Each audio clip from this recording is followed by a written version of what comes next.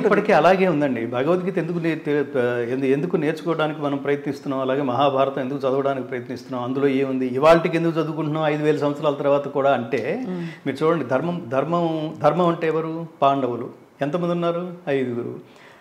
అధర్మం అంటే ఎవరు? కౌరవులు. ఎంతమంది ఉన్నారు? 100. పర్సంటేజ్ అప్పటికిప్పటికి అదే ఉంది. ధర్మం పర్సంటేజ్ 5 అలాగే ఉంది. అందుకని అలా కాదరా ఇలా అప్పుడు ఆల్రెడీ చెడిపోవడానికి, మీరు ఎంతోమంది ఇంటర్వ్యూలు చేసి ఉంటారు కదా, ఆల్రెడీ చెడిపోవడానికి సిద్ధపడ్డవాడు చాలా జటిలంగా ఉంటాడు, బలంగా ఉంటాడు. తన ఐడియాలజీ, తన సైకాలజీ, ఎవడేమైనా పర్వాలేదు, మనని ఫాలో అయ్యేవాడు నాశనం అయిపోయినా పర్వాలేదు, దీని ప్రభావం సమాజం మీద ఎంత దుర్మార్గంగా ఉన్నా పర్వాలేదు, నేను ఇంతే అనుకున్నట్టుగా ప్రవర్తిస్తాడు. వాడు జంతువు. నేను అనేది ఈ ప్రపంచంలో లేదు స్వప్న గారు. నేను అనేది లేదు. నువ్వు సింగిల్ కాదు. నేను అని అహంకరించడానికి వీలేదు. తల్లిదండ్రులు అనేవాళ్ళు 2 ఉన్నారు. నువ్వు వచ్చిన తర్వాత నువ్వు, నీ భార్య, నీ భర్త, నీ పిల్లలు, నీ తల్లిదండ్రులు, ఇంతమంది కలిస్తే నువ్వు, మళ్ళీ నీ కష్టం వస్తే చుట్టూతో సమాజం, ఇంత కలిస్తే గానీ ఒక మనిషి నేను అని ధైర్యంగా మాట్లాడుకునే పరిస్థితి ఉండదు. అలాంటిది నేను బయటకు వచ్చేసి నేను ఎక్కడ పడితే అక్కడ నేను అని మాట్లాడే హక్కు నాకు, నా ఇష్టం వచ్చినట్టు చేస్తాననే హక్కు నీకు లేదు.